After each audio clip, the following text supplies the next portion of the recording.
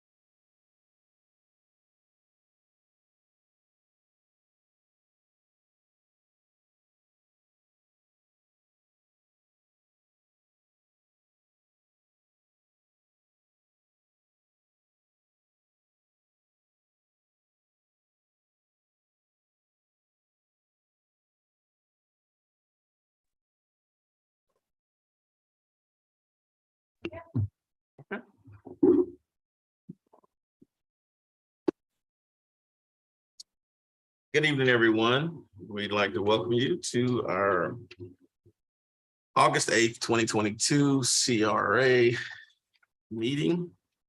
At this time, we're going to have our invocation and our pledge. I'm going to ask Mr. Troy Lockhart if he would lead us in the invocation. You can come up forward. I'll have Mr. Alexander lead us in the pledge. Conferences be also. You just go right here to the mic. Or just go to the podium. You can mash the button, cut the mic. Okay. Every head bowed. Heavenly Father, we thank you for this day that you have made for us, that we have never seen and that we will never see again. We thank you for the ones that are assembled here, and we are grateful for the opportunity to learn, to gain knowledge in order for our communities to be better. We thank you for the leadership that you have provided for us. We ask that you just continue to provide protection and cover them in health and strength. And for the people here, we're grateful. And we just ask that any knowledge gained here is used for the betterment of our community. We ask all these blessings in Jesus' name, and for his sake we pray. Amen. Amen. I pledge allegiance to the flag of the United States of America and to the republic for which it stands, one nation, under God, indivisible, with liberty and justice for all.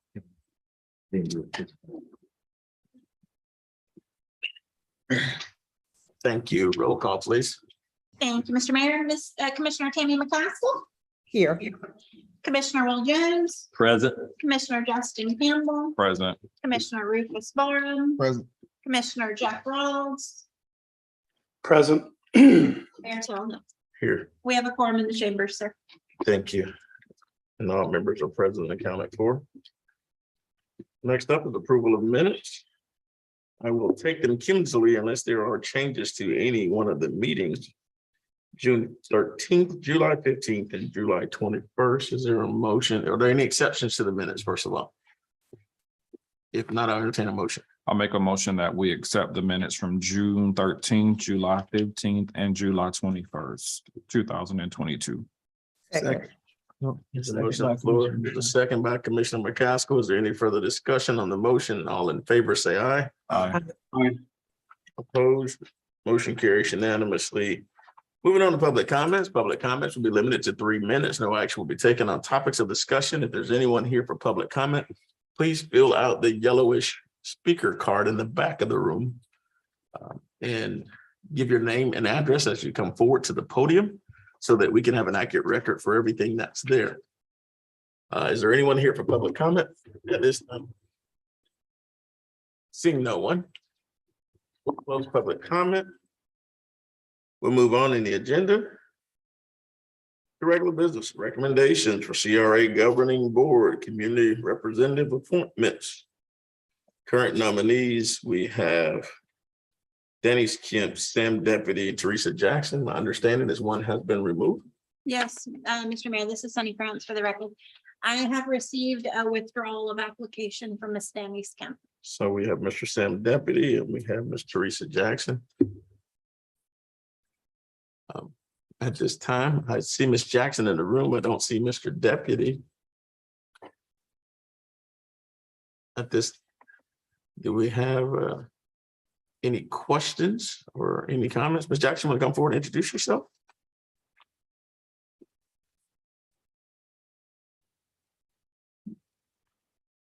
My name is Teresa Jackson. I'm a long-term resident here of Putnam County, pretty much born and raised here.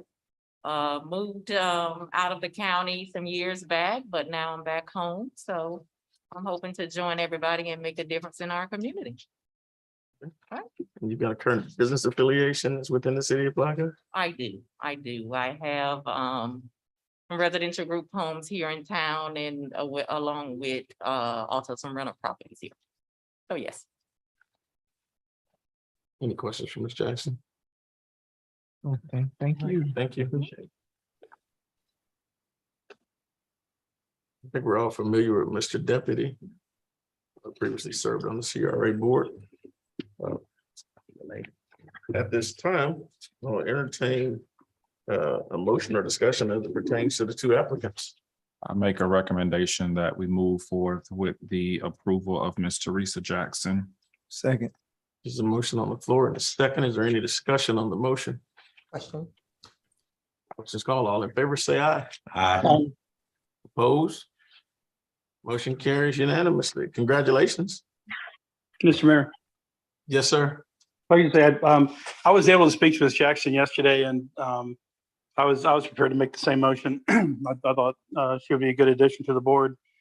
She definitely has several business interests around the city and I think she'll represent the business community well. Okay. The motion has been made and it has passed. And again, welcome aboard, Ms. Jackson, Mr. Deputy. Again, let the record reflect that Mr. Deputy just walked into the room. Mr. Deputy, we want to thank you for all your service to the community, to the city of Palatka. We want to thank you for your willingness to serve again on the CRA board. Moving forward in the agenda at this time, like Ms. Cramps will get with you, Ms. Jackson, about swearing in. Moving forward at this time, recommendations for approval of Small Business Development Center's Memorandum of Agreement.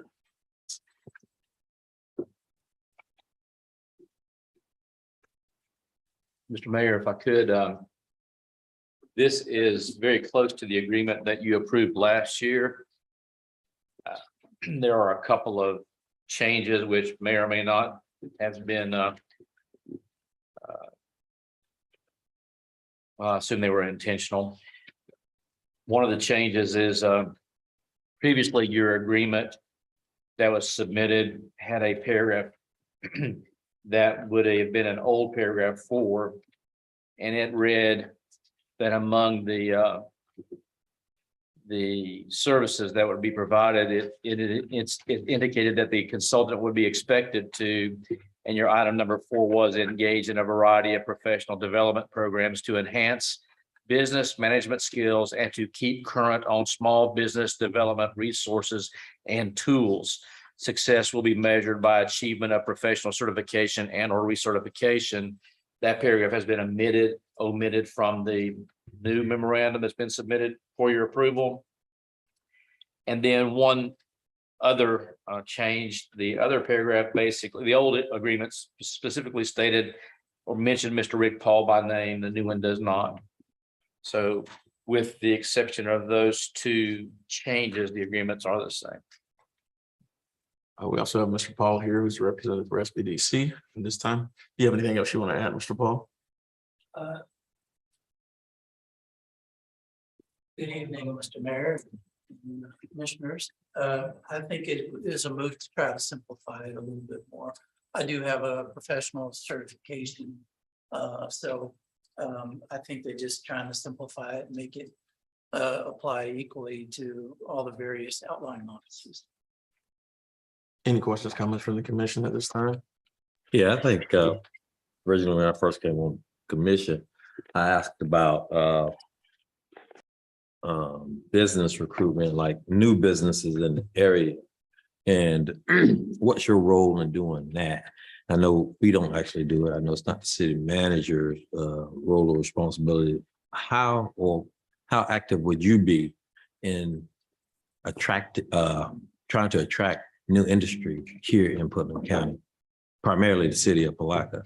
Okay, so that's a fair question, and that's actually not in our wheelhouse, but I do it all the time. So wherever I go, I'm always talking to Putnam County and the city of Palatka. We deal with lots of business startups coming through the area, and that's in fact on the quarterly report that I'll talk about in a few minutes. But that is active, but I'm just not out actively recruiting small businesses to come to town. But the people that move to town are looking to start a small business. Somebody that's here is looking to start a small business. So I think it's the stats. I don't have the report in front of me. It's back on the chair, but I think it's about 40% of the people I consult with are business startups. Yeah, and maybe for clarification, and I know that this is about small business, but when people ask, why don't we have this type of business here in the city or the county? And a lot of times it's like, you know, we advertise and we promote Palatka, and small businesses are good to help small businesses. But for economic development, we need some type of a recruitment for a little larger businesses, not to hinder, I want to be clear, small businesses. That's not the purpose, but to also, we have to have some kind of balance. So when people ask me, you know, and that was one of the questions I was waiting to ask at the chamber event, but since you're affiliated, I wanted to know, and I thought this was a good time to ask that question. Yeah, it's a great time. The chamber has just hired a new economic development director, started 1 week ago. So, and he fills that role of actively trying to bring in a little bit larger businesses into the area. They call them primary jobs. So the primary jobs would be more manufacturing oriented, industrial oriented, higher paying jobs. And then typically what happens is because of all those new residents moving into the area, there's a spinoff of smaller businesses, an increase in smaller businesses to help take care of all the services and products that the additional employees coming into the area, you know, need and use. All right. Any other questions? If not, I'll entertain a motion at this time. Motion to approve. Second. Motion on the floor and a second to approve staff's recommendation. Is there any further discussion on the motion at this time? Seeing none, all in favor, say aye. Aye. Opposed? Motion carries unanimously. Thank you again, Mr. Pauling. You've done a great job with your workshops, and we're looking forward to much more. Thank you. Next up on the agenda, item number 3, discussion request for staff direction, the business specific wayfinding signage for CBD. Thank you, Mayor. Jonathan Griffith, General Services Director. At the last meeting, motion was for staff to bring back a specific example of the business specific wayfinding signage. So as you can see on the screen, that is a specific example similar to what you see in Winter Park, which is one of the programs that we researched. Any additional questions, or comments based upon what staff's given thus far? I just like to say, I like what I see. Is that gonna be what it is? Yeah, that's a question. Because I know we've seen stuff several times and it doesn't necessarily end up being what it is that we saw brought before. So I just want to make sure if that's what we're seeing, that's what we're gonna get, if that's what we so decide. So Commissioner, this is a fluted aluminum pole with a ball finial and a Washington style base, which is similar to the lights that have been specified throughout the downtown. So it is for you as the board to say, if this is what you want, then this is what staff can go forward with. I'm pleased. I like what I'm seeing, and I agree with Commissioner Campbell. If this is what we're getting, I'm in agreement with this. I would also look at the size of those signs, the size of them. What are the dimensions and the font size or whatever it may be when you're printing those, and are they for more foot traffic or for vehicular traffic as well? Those are some very good questions, Commissioner. So those blades would be approximately 6 inches in height. And blades would be the specific restroom placard. If you did approve this, we would still need to bring back to you program documents that would govern how, you know, the program would be put in place. Just some kind of a quick overview. Winter Park and some of the other communities, they've established a program. There's an application fee for people to apply. They only allow one sign throughout the whole district, and it has to be the business name only that goes on the placard, and there's an annual fee, and there's also a change out or installation fee that goes along with it. That was gonna be my question. So, but then the width, what about the width? But then also determine how much is gonna be put on it, if it's gonna be uniform in size, and you know, with those, if the placard is going to be uniform, You know, just have to think about how much you're gonna have to pack on there and the size of the font. For visibility purposes. And it would be pedestrian focused, sir. I'm sorry, I didn't answer that question. So my question, the first page you have here with the signage on the back prior to getting the photos. You have this, Sonny? Can you put those up?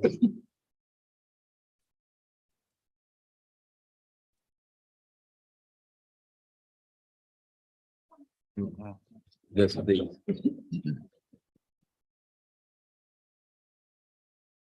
Nope.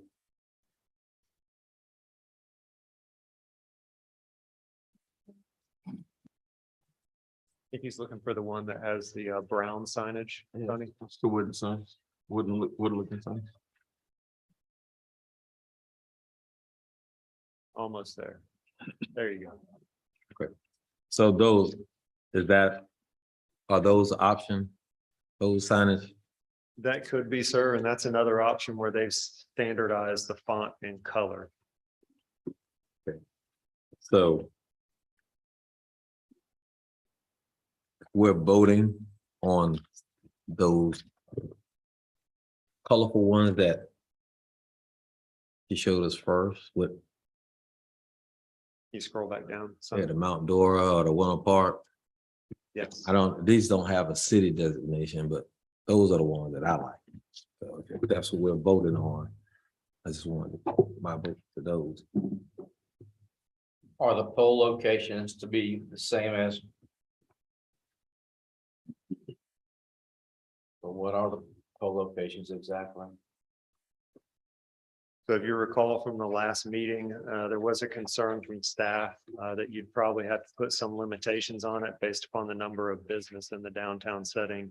If you're focusing this on commercial corridors, or if you're going to do approved locations. Something else we saw, Mr. Holmes, is I think it was Winter Park. They said they would not install a sign at a specific location unless they had a minimum of 4 businesses that had requested a sign at that location. So the location would mean, are we talking about doing this on Reed Street or on St. John's Avenue? I think that's to be determined.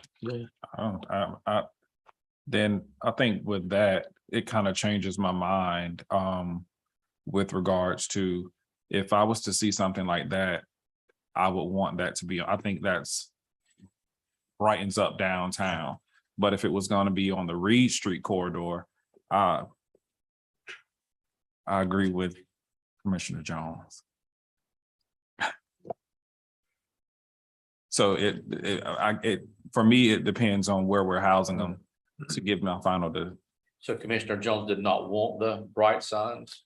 Not on the main street. It looked a lot of busy and it looked, I was just clarifying. Yeah, Make sure we're to me, on I the don't- record. I think I looked. Because you're not gonna get street traffic, if it's more pedestrian driven, you're not gonna get pedestrian on Reed Street. So if it's more pedestrian driven, that means we should be looking at the option of downtown on on St. John's Avenue, if we're looking for pedestrian friendly. So a couple comments there, commissioners. If you're looking at locating this on Reed Street, the only place where we could locate it would be on city property adjacent to Reed Street or on private property where we have lease agreements in place to put the signs. DOT has specific standard as they've standardized the process for off-site signage. And you have to meet minimum character size and what they call retro reflectivity. So you have to use the DOT standard for colors and retro reflectivity. And based upon the design speed of the road, the size of the lettering gets larger. So if you can imagine on a 75-mile-per-hour road, the lettering is really large. On a 25, it's smaller. Last time I looked, the lettering to be placed on Reed Street was somewhere in the 6 inches range. So you're not going to get signs of this character to meet their standard. They'll be more consistent with what Commissioner Jones is talking about. But still, if we're looking for it to be pedestrian friendly, that's more pedestrian friendly. And again, it has to be on St. John's Avenue.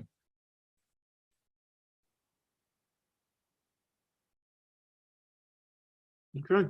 So look like the location has been determined. St. John. No, it hasn't been. For that sign. Yeah, I mean, We're gonna put it. on I'm St. just trying to make sure, so if we're making a decision on Reed Street, or if we're making a decision on St. John's Avenue, that determines the way that I'm gonna vote. Or my recommendation. And So mine as well. it sounds like it's very restrictive on the Reed Street side. Right. where It has to meet like really strict criteria in order to place them. And then we don't have, it has to be pretty much city property for the most part, unless you, well, you wouldn't want to put that on private property, so. And the reason I'm thinking for me, I'm speaking for me, St. John's Avenue, it allows the business to have the personality of their sign versus being restricted to that standard. So, that's why I say I would be more in favor of this being on St. John's Avenue, because it allows the vibrancy of whatever the business is to be displayed, and it may draw somebody to their business based on the sign that they have. I agree with that. Mr. Ripple. Just one other comment, Commissioner, to that point, you do have some other corridors and some other pockets where it would kind of meet that, intent. 7th Street, Laurel Street, the 11th Street corridor, which we're going to see a significant amount of investment over the next couple of years. And I believe even in some time, probably along Main Street, which will be more pedestrian focused. So staff would just ask if you're considering this more of those pedestrian zones. There's some other, side streets, and specifically 11th Street, that would probably warrant this same kind of installation. And second. Yes. Have we put in place feet between signage? I mean, we won't want one on every block, I don't think. No, I think that's part of the guidance. So- That's part of the guidance that's coming in. Yeah, so where do we want to go in that direction? Or do you have any input from Winter Park? How close are they in relation to are they like every other block, or? So if this is something that you are really interested in pursuing, and this is the character of the signage you're looking for, we can now move forward with actually putting together a draft program document for consideration. And if there's anything specific that you want us to take into consideration, be it the distance between the signs, or a number of placards per sign, minimum and maximum, you could tell us now, or you could wait until you see the draft document. I want to see the draft document, Jonathan. That's just me. And I think if we're looking at example, if you say 11 or Main, if we get into the deal with saying they got to be a certain distance, sometimes it may interfere with other businesses that may locate in a place that could possibly be not represented. So I think we need to be cautious from a standpoint of saying, sticking to a distance, I would say, at least a strict distance.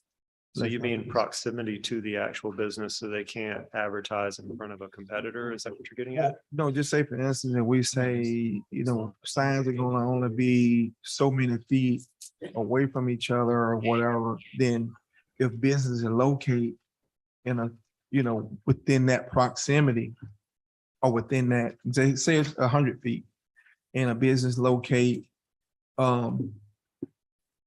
within or outside of that 75 or 100 feet, then that one probably wouldn't be represented per se.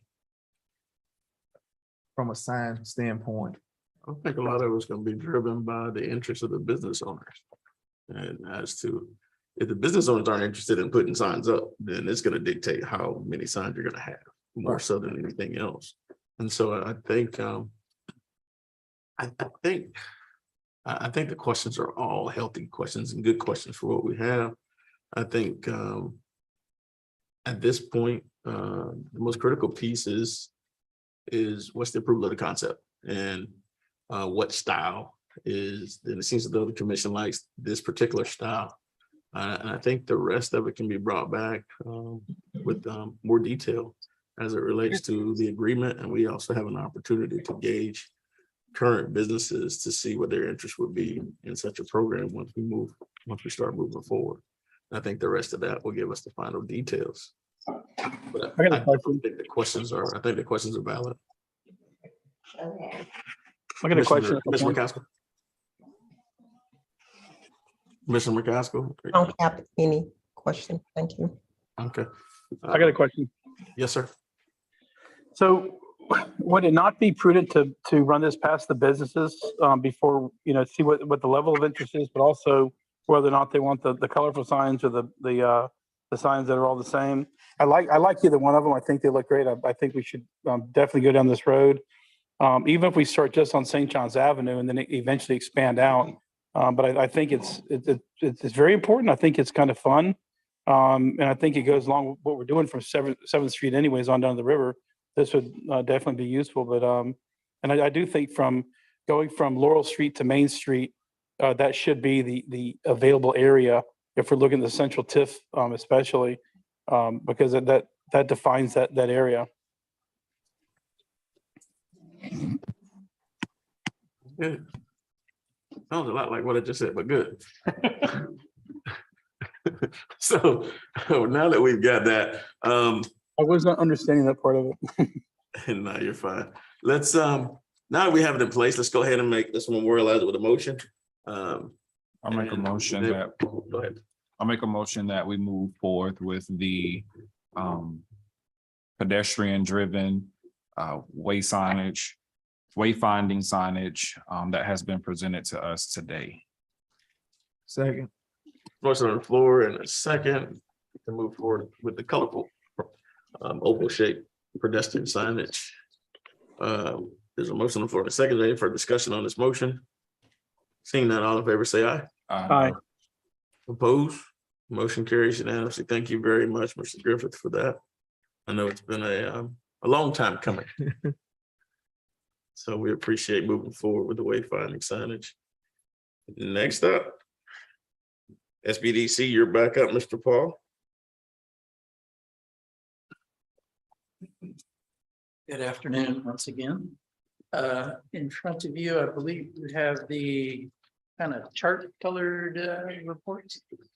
And so this is the year to date. And Commissioner Jones was asking about business status. And on the bottom right, business status pre-venture is 40% of the consulting hours. So that kind of answers that question as to how many people are trying to start a business that I consult with. And in business is about 60%. Lots of different types of services in there. Lots of good things going on, and hopefully these numbers will continue to climb upwards, especially new business starts. I've got 2 or 3 in the works right now. Should be getting feedback on those soon. I've got quite a bit of capital formation out there, but it's at the banks. And, I've got them to the finish line for, the business plans and the pro forma financial statements and that sort of thing. But again, I'm not the banker. I can't make a decision. So hopefully a couple of those will go through and that number will jump up. What questions do you gentlemen have about the year-to-date activity reports? Any questions? Yeah. You told us about some candidates that were in your program and challenges that they had as far as they're in the program, they start, get to the midpoint, they get to the finish line, they have credit challenges. Yes. So they can't actually open their business. I want to know what those numbers look like. Have we got to that point yet? How many have gotten to the finish line, graduated and now successful? Or how many have gotten to that finish line and didn't make it? I don't You think there we're yet? tracking that, but we are That's tracking. important. That's almost like a graduation rate. Yeah, I guess it is. The capital formation is when they actually secure the equity or the loan.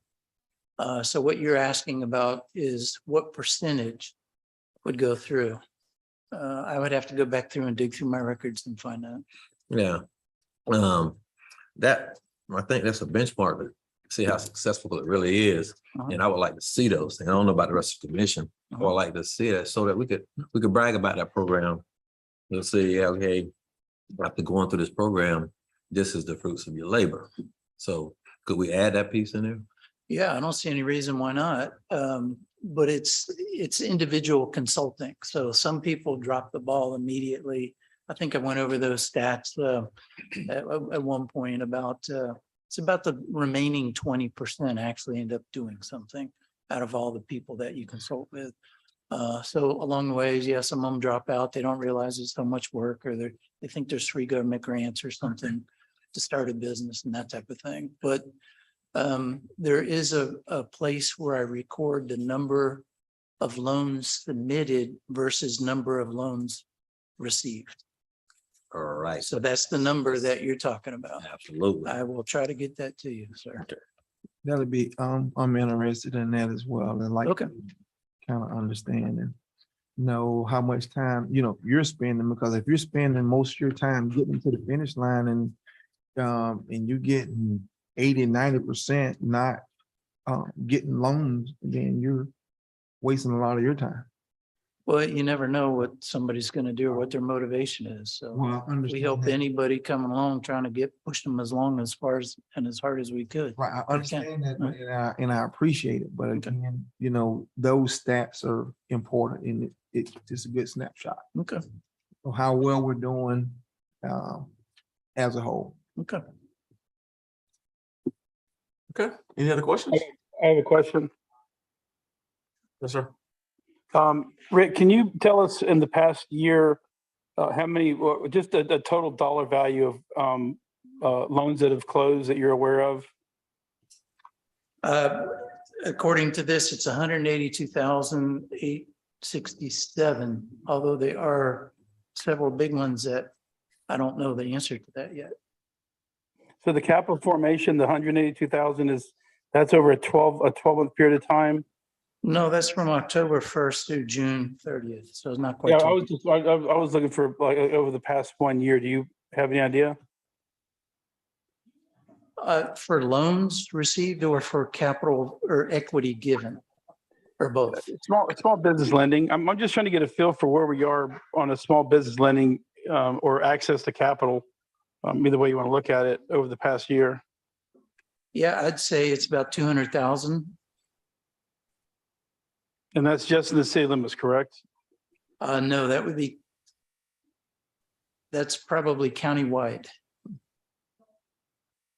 So when you talk to your peers and around the SBDCs, what is that? I'm trying to think of a way to put this. It just seems like that number is off a lot. Especially right now with access to capital, it should be, in the past year, it should have been loosened up a lot and easier to get access to capital. I guess my question is more of a concern that, is it because we don't have viable candidates, or because banks have tightened their lending habits? Or what are the impediments to lending, I guess is my question, if we're only at $200,000, even in the past 10 months? Well, it's probably a little bit of both. And quite a few people don't have the equity to start the business or to put into the business. And yeah, the banks have, the interest rates have gone up, a 1.5 points, 150 basis points in the last month or so. And that slowed a lot of the borrowing requests way down. I think the bankers are catching a little bit of a sigh of relief there, trying to get all caught up with some of the things that have been going on.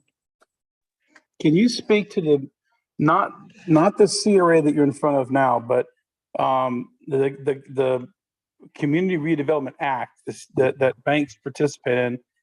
Any idea what the level of participation is from the banks locally? Have you talked to those, and are they willing to help with that, especially in light of what's happening with the current economy? Commissioner, no, I've not talked to the banks with respect to how much money they're lending locally. I am seeing a couple of the bankers this week, and I will ask them that question. I know that was something that has been brought up several times before, even before you with the banks and what they're willing to do for our community. So it definitely, I think it will be worth having a conversation and letting us know how that goes, because again, it was something, and of course, I'm not faulting you for what happened before you, but that has been a recommendation of the CRA or a few people on the CRA prior to, so. Okay.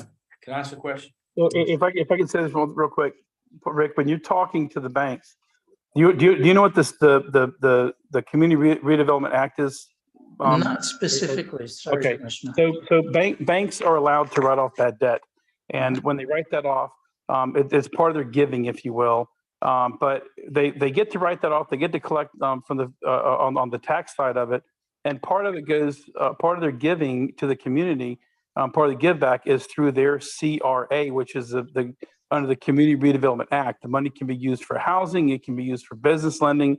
I think if you would, I would like to see you educate yourself in that respect, and maybe at the next meeting, tell us how the banks locally can help with some of the problem solving.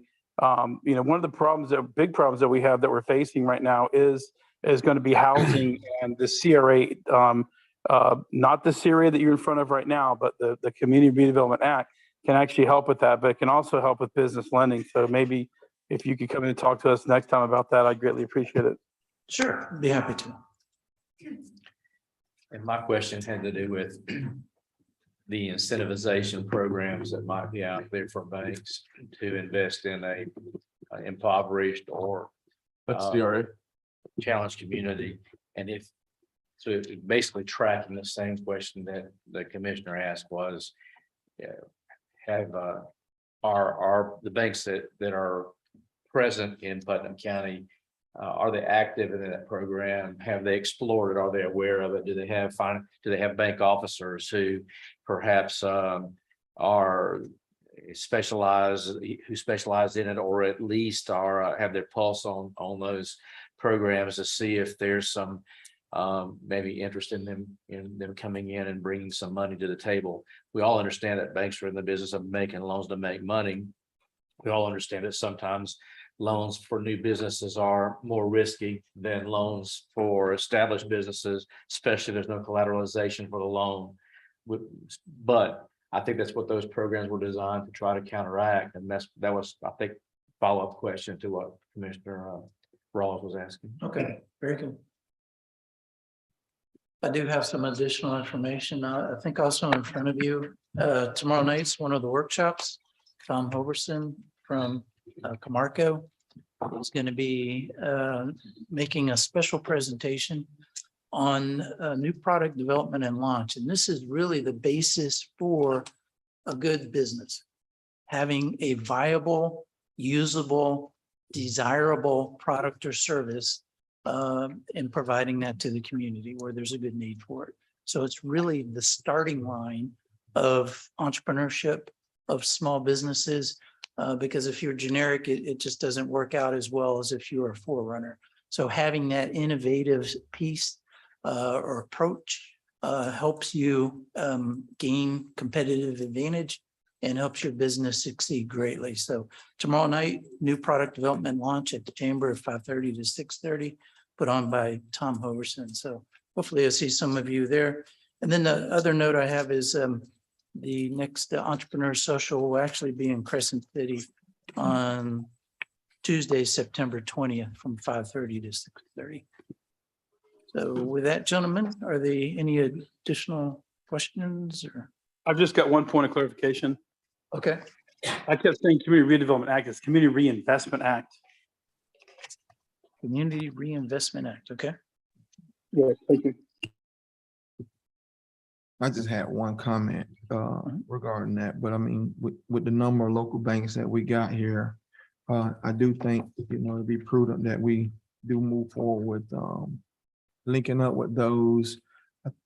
Again, I thought we were going to bring them in and they were supposed to, I guess, talk to the agency as well, because we got money in these banks and they got local money, but they're not lending locally. So I think it's prudent that we deal with TD Bank, South State, Ameris, First Coast, ViStar, Capital City Bank, Prosperity, and Citizen Bank. We gotta work with these guys as a partnership so that we can make sure that some of those people that's dropping out of the program may be able to get a loan, whether it's a high-risk loan or whatever it may be, but we could be missing out on a Microsoft here. Okay. Or Google. So. Any additional questions? No, sir, Mr. Paul. Thank you very Thank you, much. gentlemen. Yes, sir.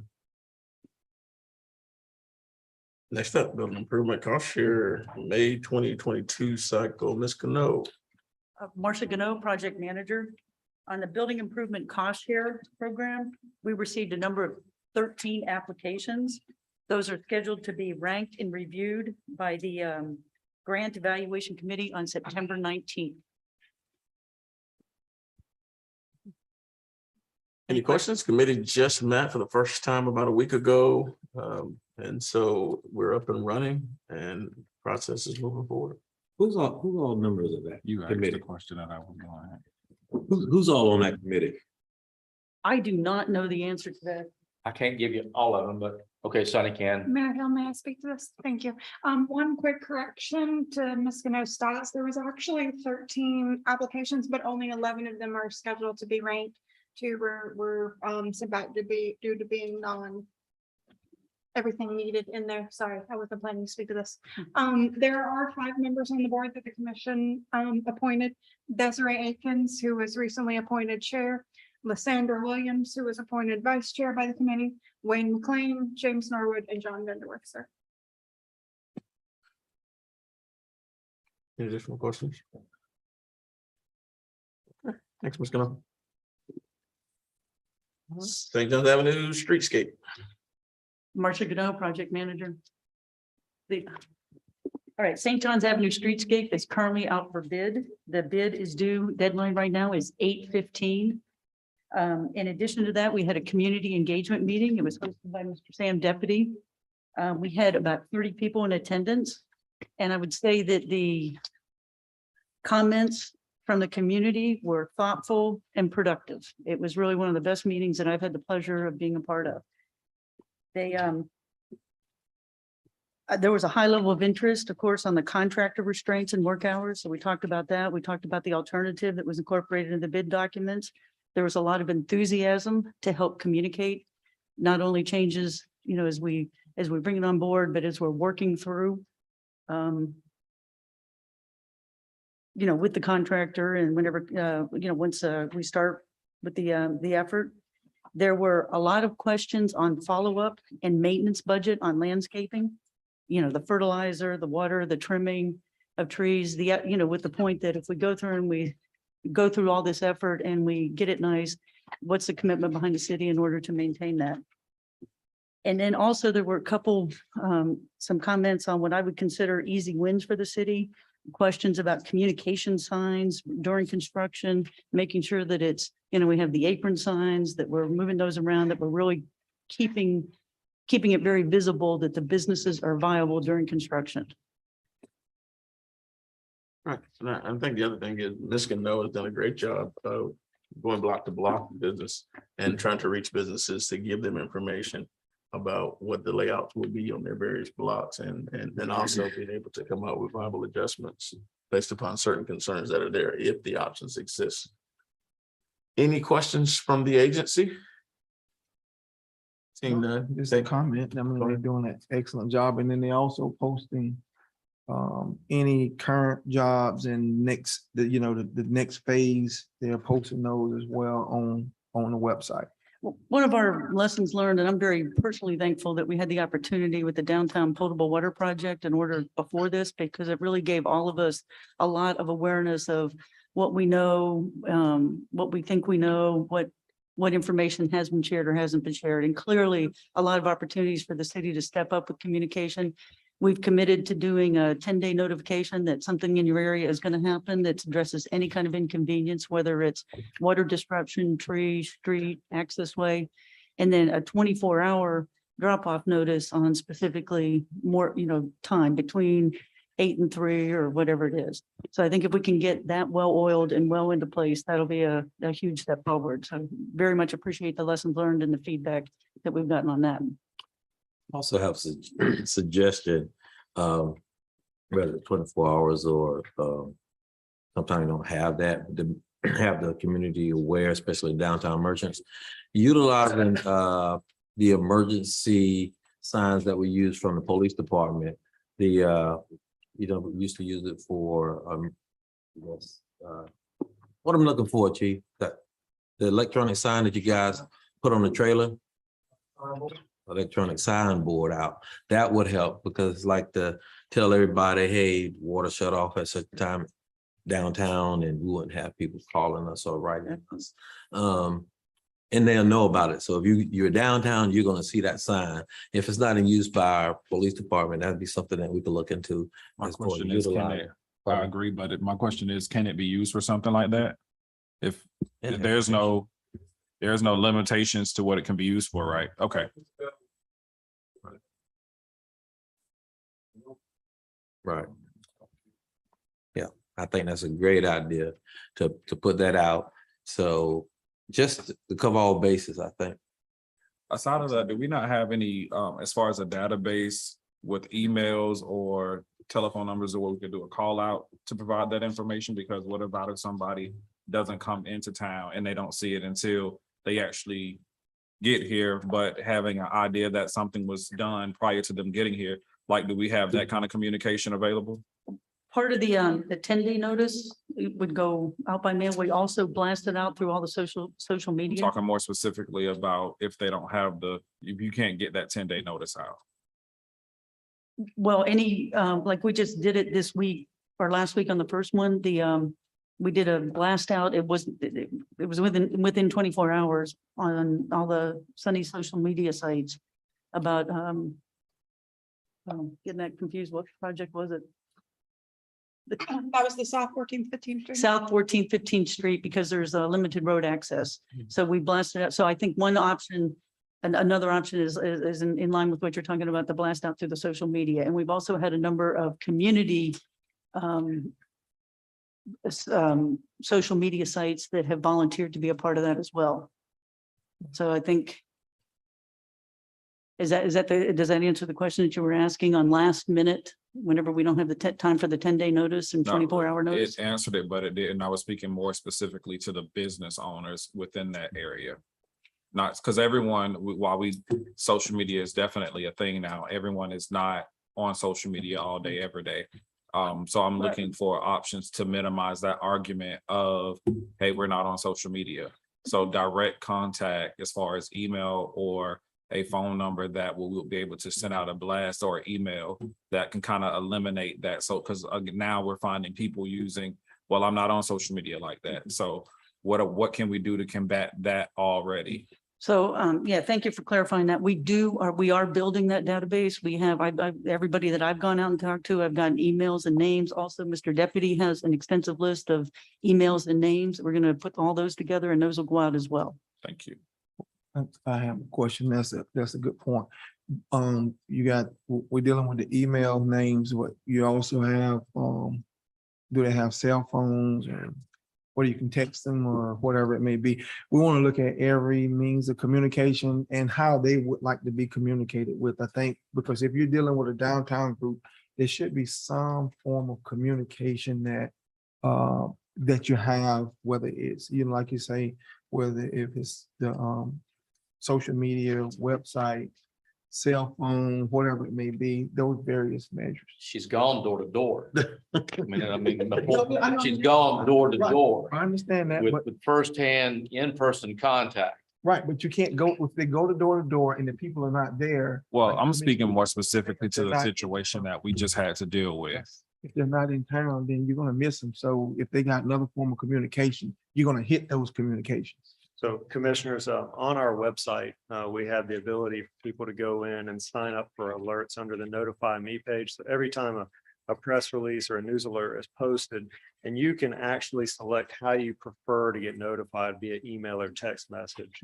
So maybe we'll just change our message a little bit and let people know they can sign up for this additional layer of notification All right. in addition to everything that Ms. Gano and the rest of the team's already doing. Would that suffice? Well, I'm signed up. I think that's something that's beneficial to the community as a whole. So I don't know if we can do a small campaign to push that out to the community. I think that's something that the entire city would be able to benefit from if they know that that's an option, just like they do with the EOC. I think we're all thinking very much on the same lines. This has got to be a very active, layered, consistent communication, a one-shot wonder, something that goes out one time, doesn't go out the next. People have really got, we've got to exercise a lot of consistency in the way that we're notifying people, and it definitely needs to improve. Thank you, Ms. Cano. I have Go ahead. Okay, so just to let everybody know, the follow-up to the marketing analysis and the business incubator feasibility study. The draft report has been prepared. It has been distributed to each one of your boxes. I'll also make sure that you are emailed a copy. It's draft, it's not in its final form, but it does include all of the the market analysis, the charts, the information there. So we're really looking forward to any comments that anybody has. A&E is scheduled to come back and make a presentation at the 8:25 commission meeting. So if we can get any draft comments prior to that, we make sure they incorporate it in, and then after that, they'll do the final report. Okay, we all have the draft. Yep. Thank you. Thank you very much. Okay, Mr. Holmes, anything? No, sir. Mr. Griffith? No, anything else? Commissioner Rawls, I have nothing. Mr. McCaskill, Nothing at this time, Mayor. Thanks. Commissioner Campbell, Nothing, sir. Commissioner Jones, Not at this time. Commissioner Borum. Nothing at this time.